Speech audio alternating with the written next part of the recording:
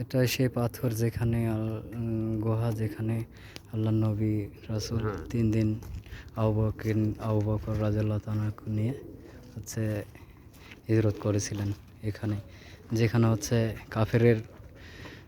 কাফেরের ইয়াতে হচ্ছে সে গুহাতে লুকিয়ে রাখে। তখন হচ্ছে মাকড়াসে জাল বুনে তারপর হচ্ছে কবুতরে ডিম দেয়। এটাই সেই পাহাড়, এটাই সেই গুহা।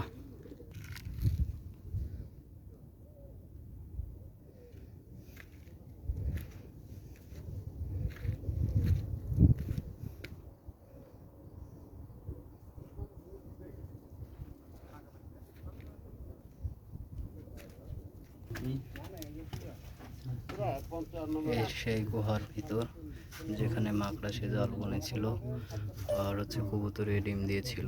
আল্লাহ রাসূল এখানে আমাদের 3 দিন সফরে ছিলেন। আর আবু বকর রাদিয়াল্লাহু তাআলাকে সাপে কামড়িয়েছিল, এখানে সাপে কামড় দিয়েছিল।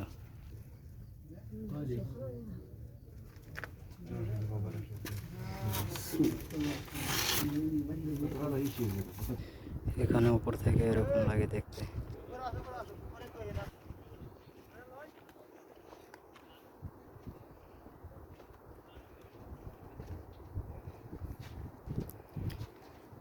এটা হচ্ছে কাবা শরীফের হারাম, আর এখানে আমাদের নবী হিজরত করছিল।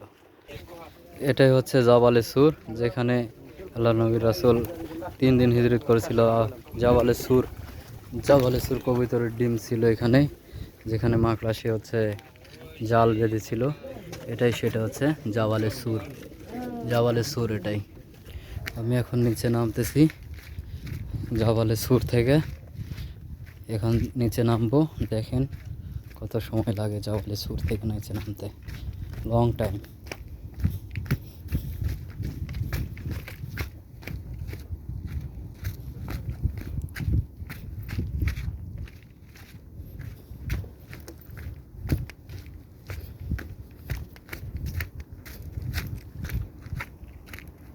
আমি কত দূর উঠেছি দেখেন, এখান থেকে পুরো শহর দেখা যাইতেছে। এরকম হচ্ছে আল্লাহ নবীর রাসূল উঠেছিল। এখন তো পাহাড়ের রাস্তা কেটে দিয়েছে, কিন্তু আগে কোনো রাস্তা ছিল না।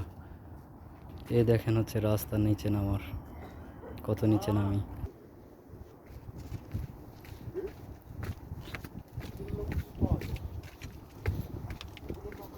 আমি জাবালে সুর থেকে নিচে নামছি, পাহাড়ের উপরে ছিলাম আমি, এখন জাবালে সুর থেকে নিচে নামছি। এখানে কত নিচে নামতে হয়। জাবালে সুর আল্লাহ রাসূল এখানে উঠছিলেন কাফিরদের অত্যাচারিতে হিজরতের 3 দিনের সময়।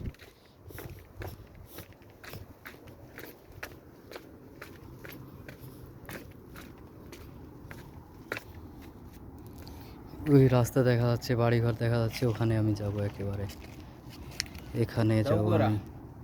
এখানে আমি যাব, নামবো।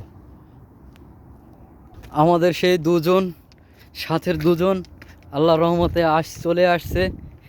আর বেশি না, আর 30 মিনিট উঠলে ইনশাআল্লাহ উঠে যাবে ইনশাআল্লাহ।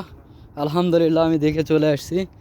আমাদের সেই 2 বড় ভাই উঠে চলে আসছে। আল্লাহ তাদের রহম করুক। রোজা থেকে সবাই, আমরা রোজা আছি সবাই। এই চাচা হচ্ছে আমাদের নাটোর থেকে, তিনি হচ্ছে বাংলাদেশ থেকে আছে উমরা হজ করতে। ইনশাআল্লাহ উঠে যাবেন, আলহামদুলিল্লাহ, দেখে যাবেন। দেখেন কত দূর উপরে উঠছি আমি, ইনশাআল্লাহ। আল্লাহ ভরসা, আল্লাহর রহমতে উঠে গেছি আমি।